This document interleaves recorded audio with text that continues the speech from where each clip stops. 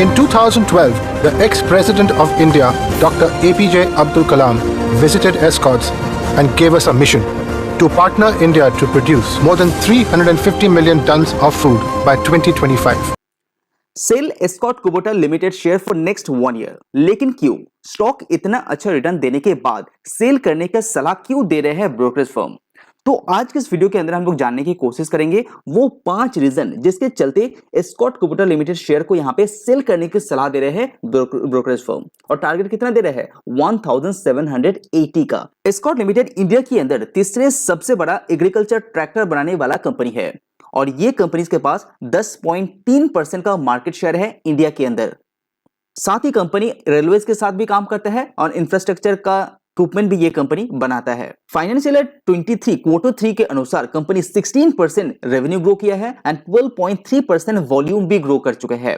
Company recently capex भी announce किया है जो करीब करीब 350 से लेके 400 करोड़ तक देखने को मिलेगा दिस फाइनेंशियल ईयर। भले ही एस्कॉर्ट लिमिटेड ने यहां पे जो इंडस्ट्री ग्रोथ है उसको आउट परफॉर्म किया है 3% के अनुसार, लेकिन एस्कॉर्ट लिमिटेड कंपनी का प्राइस का इन्फ्लेशन है वो यहां पे कंपनी को अफेक्ट करेगा। सो नंबर 1 जो सबसे बड़ा प्रॉब्लम है एस्कॉर्ट लिमिटेड का वो है कंपनी का मार्जिन।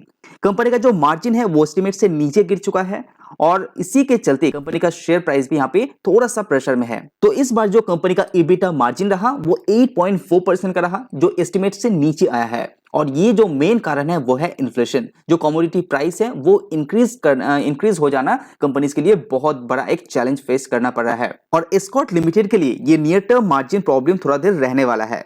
तो ओवरऑल जो प्रॉफिट है वो कंपनी का इंपैक्ट हो जाएगा और रॉ मटेरियल्स का प्राइस बढ़ना एस्कॉर्ट लिमिटेड के लिए मार्जिन के अंदर श्रिंकनेस ला रहा है और मार्केट के अंदर कंपटीशन इतना ज्यादा है जिसके कारण भी थोड़ा सा मार्जिन में दबाव डाल रहा है। तो ब्रोकरेज फर्म एस्कॉर्ट लिमिटेड का मार्जिन को लेकर थोड़ा सा कंसर्न दे रहे हैं, इसीलिए इसको सेल करने की सलाह दे रहे हैं और टारगेट दे रहे हैं 1780 का मार्च 2024 के लिए।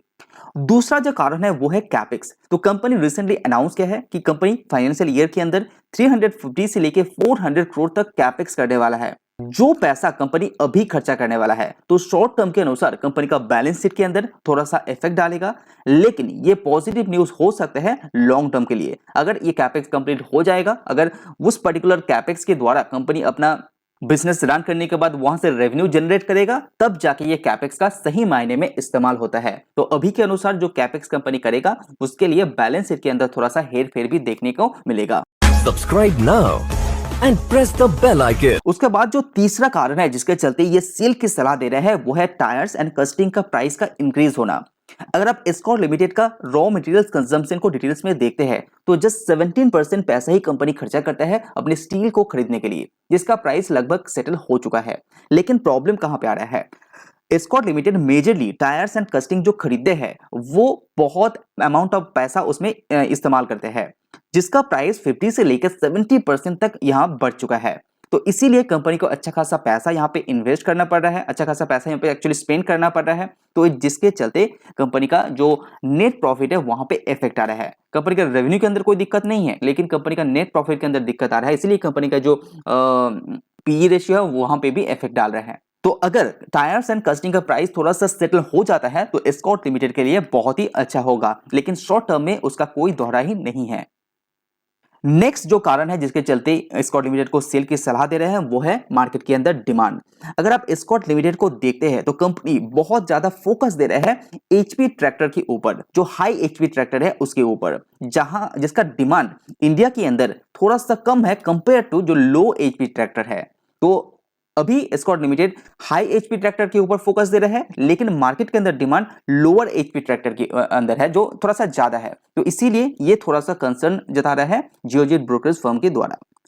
नेक्स्ट जो कारण है वो है वैल्यूएशन। वैल्यूएशन एक बहुत बड़ा मुद्दा है, लेकिन आपको पता होगा कि पिछले 1 सालों में एस्कॉर्ट लिमिटेड का शेयर प्राइस यहाँ पे उतना ज्यादा हिला नहीं है, लेकिन उससे पहले ये शेयर प्राइस 1000 से लेके 2000 तक target with in short term के अंदर ये पूरा कर चुका था। तो यहाँ पे थोड़ा सा वैल्यूएशन हाई होने का चांसेस है। तो पिछले 5 सालों का पीई देखते हैं तो ये आपको 25 के आसपास देखने को मिलेगा, यानी कि मीडियम पीई 25 के आसपास। अभी कितना है, 40 में ये ट्रेड कर रहा है, इसीलिए almost all time high P में ट्रेड कर रहा है। तो ये एक कंसर्न जता रहा है एस्कॉर्ट लिमिटेड के ऊपर।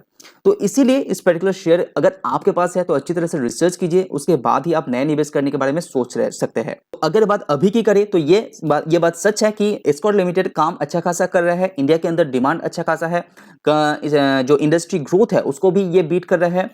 लेकिन शॉर्ट टर्म के अंदर रॉ मटेरियल्स का प्राइस इंक्रीज होना इसके लिए एक थोड़ा सा चैलेंजिंग है, तो शायद ये ओवरकम कर जाएगा, वो भी बहुत जल्दी। अगर कंपनी का शेयर होल्डिंग पैटर्न देखेंगे तो प्रोमोटर्स के पास 72.9% का होल्डिंग है, एफआईज के पास 4% के आसपास है, म्यूचुअल फंड लगातार इसमें होल्डिंग बढ़ा रहा है जो 8.5% के आसपास दिखाई दे रहा है। तो ये अच्छा खासा एक शेयर है, तो इसके ऊपर आप नजर रख सकते हैं। अगर वीडियो पसंद है तो लाइक जरूर कीजिए। आज वीडियो में इतना ही, सी यू ऑन नेक्स्ट वीडियो।